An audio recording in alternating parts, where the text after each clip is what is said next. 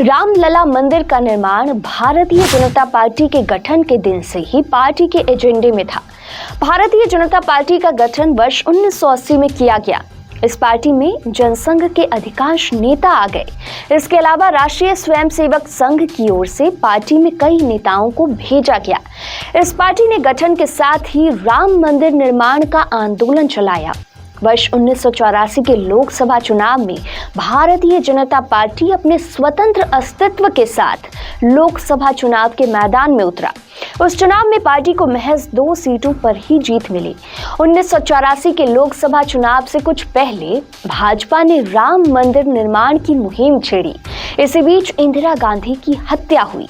सहानुभूति की लहर पर सवार राजीव गांधी ने रिकॉर्ड सीटों के साथ लोकसभा चुनाव में जीत हासिल की। राम मंदिर के मुद्दे का चुनाव में कोई खास असर नहीं दिखा। हालांकि लोगों के बीच राम मंदिर का मुद्दा चर्चा में लाने में भारतीय जनता पार्टी सफल जरूर हो गई। भाजपा ने लोगों को यह यकीन दिलाने का प्रयास शुरू किया कि राम मंदिर ना बनने का कारण कांग्रेस पार्टी है।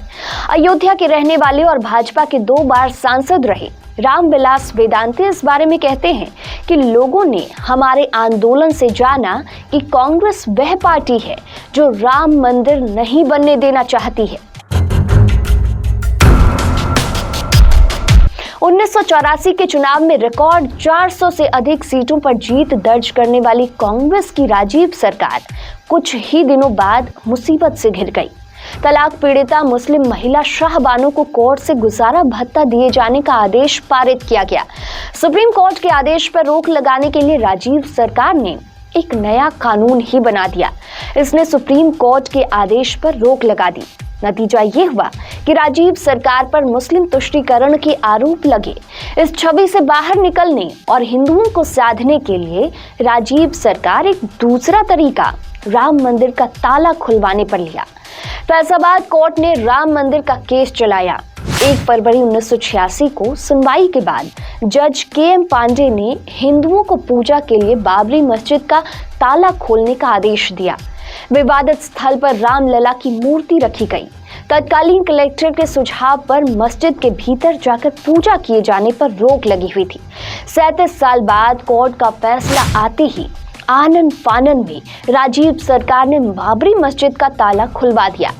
राजीव सरकार की इस तेजी के पीछे का कारण शाहबानो प्रकरण में हुए नुकसान की भरपाई किए जाने की चर्चा की गई। राजीव सरकार के इस फैसले ने भारतीय जनता पार्टी और हिंदुत्व की राजनीति करने वाले दलों को ताकत दे दी। राजीव गांधी भले ही राम मंदिर का ताला खुलवाने का श्रेय ले रहे थे, लेकिन हिंदुओं के भीतर पनप रहे असंतोष को भांपने में वे भी कामयाब हुए थे। भाजपा और हिंदुत्ववादी पार्टियां इस मुद्दे को लेकर लगातार हवा दे रही थी। हालांकि कांग्रेस कभी भी खुलकर इस मुद्दे के साथ खड़ी नहीं हो सकी। ऐसे में भाजपा और उसके सहयोगियों को बैठे बिठाए एक मुद्दा मिल गया। राम मंदिर पर दावा पुख्ता होता गया। शाहबानो प्रकरण और सलमान रुश्दी की किताब पर प्रतिबंध लगाने के राजीव सरकार के निर्णय का नई पीढ़ी और वाम विचारधारा को मानने वालों ने खूब विरोध किया। सरकार के इन निर्णयों ने हिंदू और मुसलमानों के बीच की खाई को और बढ़ा दिया। हिंदू वर्ग ने मुसलमानों को लेकर एक अलग ही भावना पालनी शुरू कर दी। ऐसे में तुष्टीकरण और वोट बैंक पॉलिटिक्स की समझ लोगों में विकसित होने लगी। राजीव सरकार के फैसलों के बाद पहली बार हिंदुओं ने स्वतंत्र देश के नागरिक की जगह हिंदुओं के तौर पर सोचना शुरू किया। वर्ष 1989 का चुनाव तब तक आ चुका था। राजीव सरकार पर घोटाले के आरोप लग रहे थे। 400 से अधिक सीटों पर जीत दर्ज करने वाली राजीव सरकार चुनावी साल में डगमगाती नजर आ रही थी। ऐसे में राजीव गांधी ने राम मंदिर का मुद्दा गरमा दिया। आरएसएस विश्व हिंदू परिषद के राम मंदिर आंदोलन को कमजोर करने के लिए राजीव गांधी फैजाबाद गए। राम राज्य लाने का दावा करते हुए लोकसभा चुनाव की मुहिम का आगाज किया। राम मंदिर की नींव रखवाने और भूमि पूजन में मुख्य भूमिका निभाई। हालांकि कांग्रेस का हिंदुत्व अस्थायी रहा। तत्कालीन राजनीतिक विश्लेषकों का कहना है कि राजीव गांधी और कांग्रेस अपनी लाइन साफ नहीं कर पा रही थी। राजीव गांधी ने हिंदुत्व की लाइन पकड़ी, लेकिन फिर इसे छोड़ दिया। फायदा भाजपा ने उठाया। अयोध्या पर पैनी नजर रखने वाले लखनऊ के सीनियर जर्नलिस्ट वीरेंद्र नाथ भट्ट कहते हैं कि देश में आश्विन पूर्णिमा को शरद पूर्णिमा के रूप में जाना जाता है, पूजा जाता है। परंपरा है कि इस रात लोग अपने अपने घरों की छतों पर खीर बनाकर रखते हैं। अगली सुबह इसे खाई जाती है। कांग्रेस ने वह खीर तो बनाई, लेकिन इस खीर को भाजपा पूरी तरह चट कर गई। असर ये हुआ कि कांग्रेस ने 1989 के चुनाव में सत्ता गंवा दी। 1984 के लोकसभा चुनाव में कांग्रेस ने राजीव गांधी के नेतृत्व में रिकॉर्ड 404 सीटों पर जीत दर्ज की थी। दूसरे नंबर पर रही तेलुगु देशम पार्टी को 30, माकपा को 22 सीटों पर जीत मिली। पहली बार चुनावी मैदान में उतरी भाजपा को 2 और भारतीय लोक दल को 3 सीटों पर जीत मिली। इंडियन कांग्रेस सोशलिस्ट भी 4 सीटें जीतने में कामयाब रही।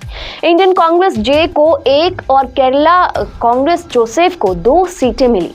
अन्य नए दलों को कुछ भी हासिल नहीं हुआ। 1989 का रिजल्ट बिल्कुल इससे उलट रहा।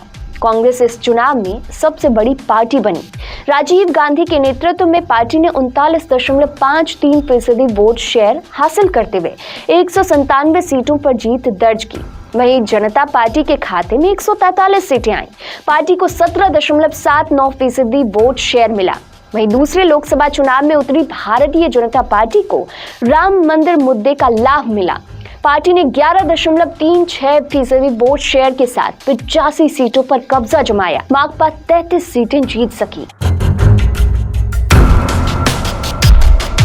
अक्टूबर-नवंबर 1990 में अयोध्या में जिस प्रकार से कार सेवकों पर गोलियां चली, लाल कृष्ण आडवाणी को गिरफ्तार किया गया, उसने देश में अलग ही माहौल बना दिया।